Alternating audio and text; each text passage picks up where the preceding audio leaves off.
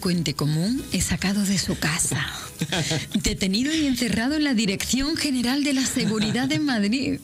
A lo largo del posterior interrogatorio, rememorará la historia de su vida durante las que podrían ser sus últimas horas. ¿De qué estamos hablando? Bueno, pues de la última novela que ha editado un gaditano llamado Marcos Antonio Marcos. Bienvenido, Marcos. Muchas gracias por esa. Estoy muy contento de estar otra vez en tu programa. Y nosotros de recibirte, finalista del Premio Planeta en el año 1994. Hay que recordar, con Me despertaron unos golpes en la puerta. Es esta novela lo que pasa. Sí, lo que pasa es que el editor me dijo, hay que cambiarle el título. El nombre porque ese título es muy largo, así no se va a vender. Entonces, bueno, cogimos el interrogatorio y ahí aquí está en las librerías. Aquí está en las librerías. Bueno, es el cuarto libro editado, ¿no? En un año. Que llevo 4 ya, sí. Qué prolífico. Sí, bueno, más que nada estoy teniendo mucha suerte. Toco madera para que no se interrumpa, porque bueno, todas las cosas que estoy publicando pues ya las tenía escritas. Yo todo eso no lo puedo escribir en un año, pero parece que se van vendiendo y que se siguen sacando cosas nuevas. A ver. Bueno, vamos a recordar tus anteriores pues la primera, novelas. Que fue la primera vez que estuve en tu programa, que fue una ocasión triste porque era el funeral de Mariana Cornejo. Que fue Luz Mala, una novela de ciencia ficción. Luego vino en otra editorial, eso fue en Editorial Dalia, que es una editorial nueva que es de San Fernando. Luego vino en Editorial Literatura Aquerra, que era una novela de suspense que mezclaba el terrorismo en el País Vasco y la brujería, y que ahora de hecho la van a sacar en papel. Pero todo es basado sobre hechos reales. O casi todo.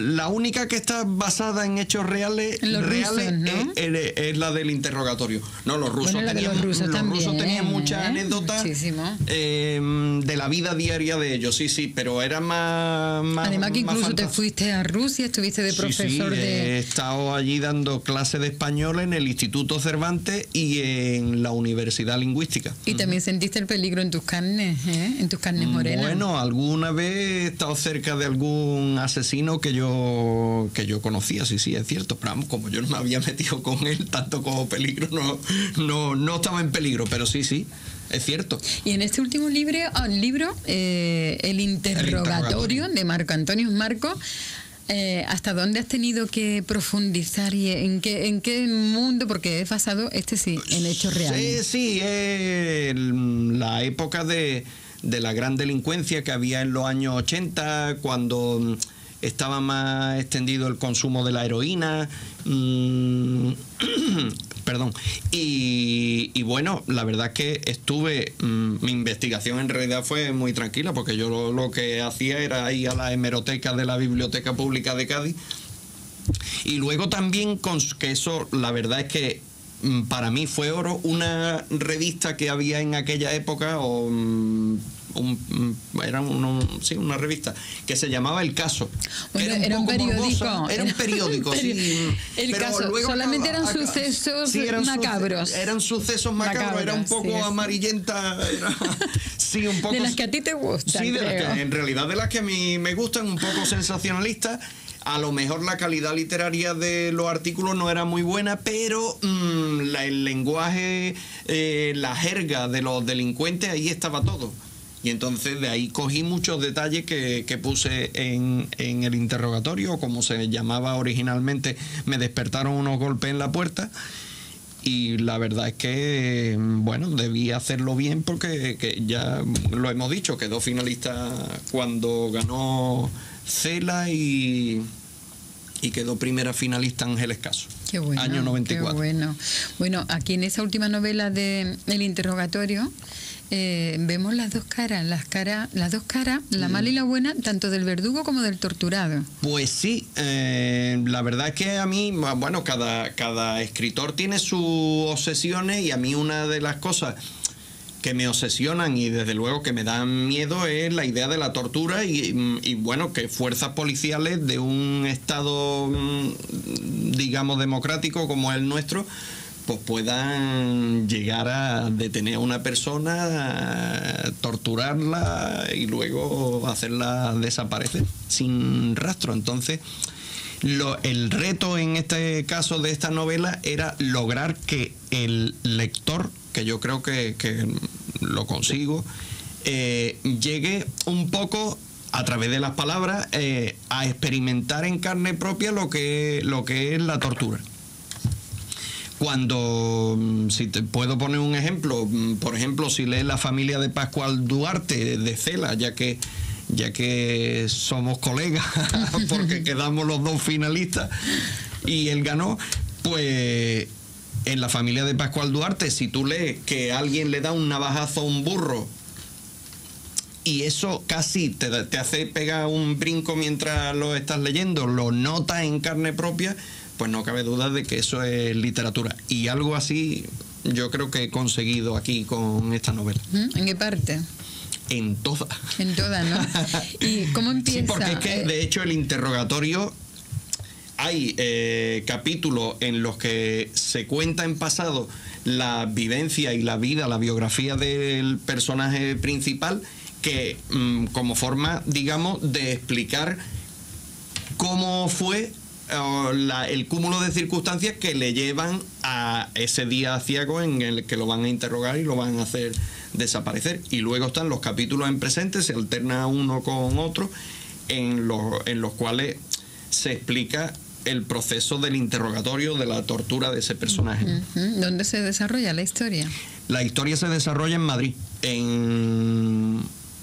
En Madrid, los capítulos en pasado y los capítulos en presente, que son los del interrogatorio, se desarrollan en un lugar que era la Dirección General de Seguridad, que precisamente estaba en la Puerta del Sol, en el edificio que bueno, era la Casa de Correo, que vemos todos los años cuando brindamos con la uva por el Año Nuevo, pues ese edificio precisamente brindamos en realidad, y esto hay que recordarlo y hay que ser consciente de ello. No estoy yo diciendo que se cambie de sitio para celebrar el Año Nuevo, pero en realidad era un centro de detención y tortura ese edificio.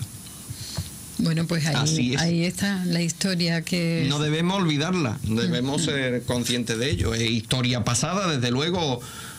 Por lo menos yo quiero creer que hechos como este no se van a volver a producir en este país, pero conviene recordar. ¿Y este personaje del que tú hablas en tu libro es real? Sí, es real.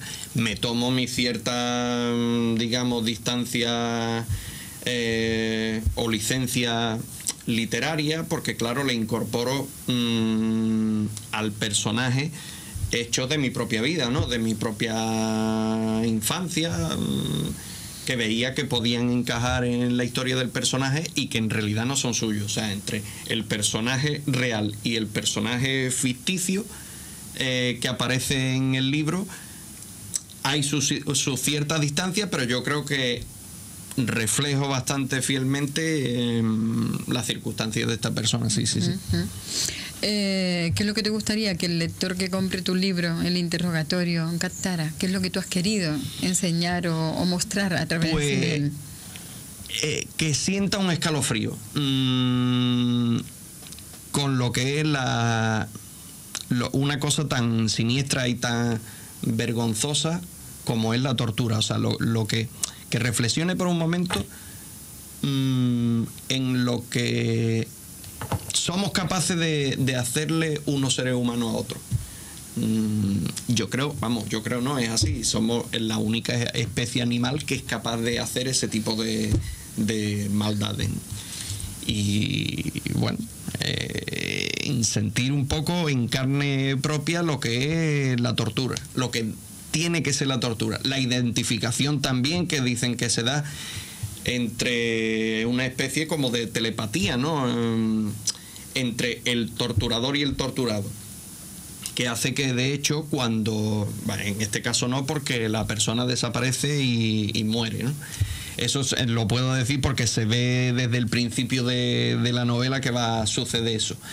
Pero en una persona que es sometida a tortura, y sobre todo cuanto más tiempo pasa y luego consigue liberarse de sus captores, en muchos casos se da una especie de identificación entre el torturador y la víctima, que para nosotros que no hemos sufrido esa experiencia nos cuesta trabajo entender cómo se da ese fenómeno. ¿Verdad? Sí, que da de hecho lugar a un fenómeno psiquiátrico también, que es el síndrome de Estocolmo, ¿no? El que de hecho la víctima se identifique con los valores de la persona que le está torturando y que de hecho lo eche de menos. Eso ha pasado con muchos secuestradores. Sí, eso ha pasado con Patty Hearst, por ejemplo, que de hecho se volvió terrorista o atracadora de banco después de que la secuestraran, ¿no?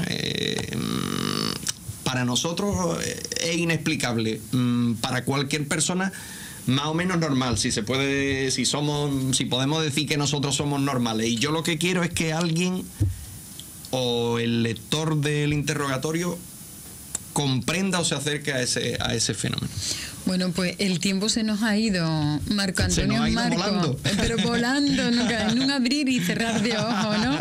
El interrogatorio, su última novela, ya está en las librerías. Ya está en todas las librerías de España. ¿Y dónde la vas a presentar? Sí, menos mal que me lo has recordado. Rápidamente. Sí, el 15 de noviembre, sábado a las 7 de la tarde, en el FNAC de Castellana, en Madrid, lo voy a presentar. Pues estupendo. Ya lo saben los madrileños, y los gaditanos que vivan en Madrid, que nos siguen mucho por internet. Ya saben que vamos a repetirlo el 15 de noviembre. El 15 de noviembre a las 7 de la tarde en el FNAC de Castellana. En el FNAC de Castellana, el interrogatorio de Marco Antonio Marco Fernández. Gracias. Muchas gracias. Hasta siempre. Hasta siempre. Y a ustedes, hasta mañana.